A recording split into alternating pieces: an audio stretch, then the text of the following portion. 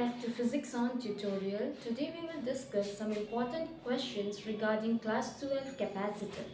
So the very first question is, the given graph shows variation of charge Q versus potential V for the capacitor C1 and C2.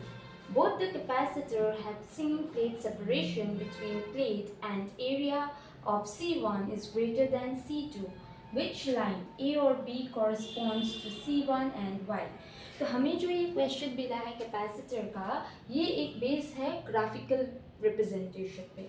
अब इसके पहले हमें कुछ graph के slopes के बारे में पता होना चाहिए। तो अगर हमें कैपेसिटर का फॉर्मूला पता है तो C is equal to Q by V होता है, और अगर हम देखें तो ये एक स्ट्रेट लाइन इक्वेशन की तरह दिखाई दे रहा है, y by x is equal to m की तरह, जहाँ पे c जो है वो कॉरस्पॉन्ड कर रहा है m, that is slope, y जो है वो कॉरस्पॉन्ड कर रहा है q को यहाँ पे, दैट इज q एक्सिस, मतलब y एक्सिस पे हमने जिसको लिया हुआ है, एंड v जो है वो कॉरस्पॉन्ड कर रहा है x को, which we have taken in the x axis.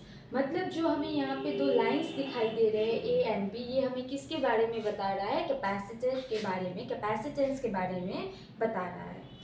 तो हमें क्या बताना है कि इन दोनों स्लोप में से किसका वैल्यू C1 कैपेसिटर के साथ कॉरस्पॉन्ड कर रहा है, एंड उसके लिए हमें कुछ इंफॉर्मेशंस दिए गए हैं, तो हम उस इंफॉर्मेशन को देख रहे हैं। आई होप आप लोगों को क्लियर होगा कि जो ये स्लोप है, ये स्लोप हमें किसके बारे में बता रहा है? कैपेसिटेंस के बारे में बता रहा है।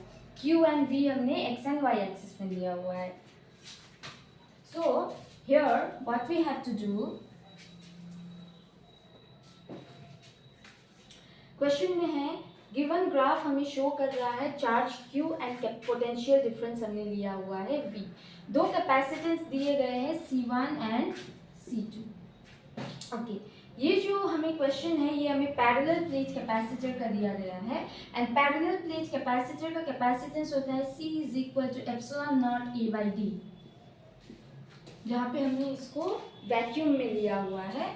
सो E is the area, D is the distance between the, or the separation between the two plates. Now in the question what they are saying, both the capacitors have same plate separation. So अगर मैं C1 का expression लिखूँ तो C1 क्या आएगा? Epsilon naught A1 by D and C2 is equal to epsilon naught A2 by D, where A1 and A2 are the areas of capacitance C1 and C2.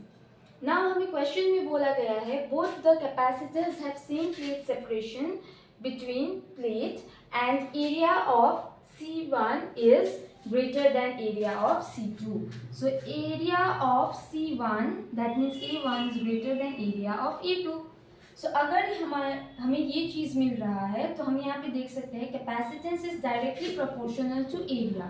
So what we can say that C1 is greater than C2 because यहाँ पे area क्या है? Area is directly proportional to capacitance. So if A1 is greater than A2, then obviously C1 will be greater than C2. And हमें यहाँ पे slope में भी दिखाई दे रहा है कि A का स्लोप क्या है? B से ज़्यादा है। तो हम यहाँ पे क्या बोल सकते हैं? Slope of A is greater than slope of B from the graph.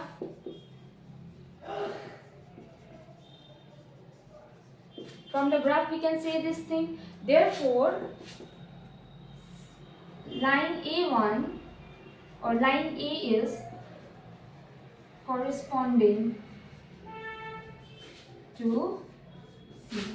This will be the answer.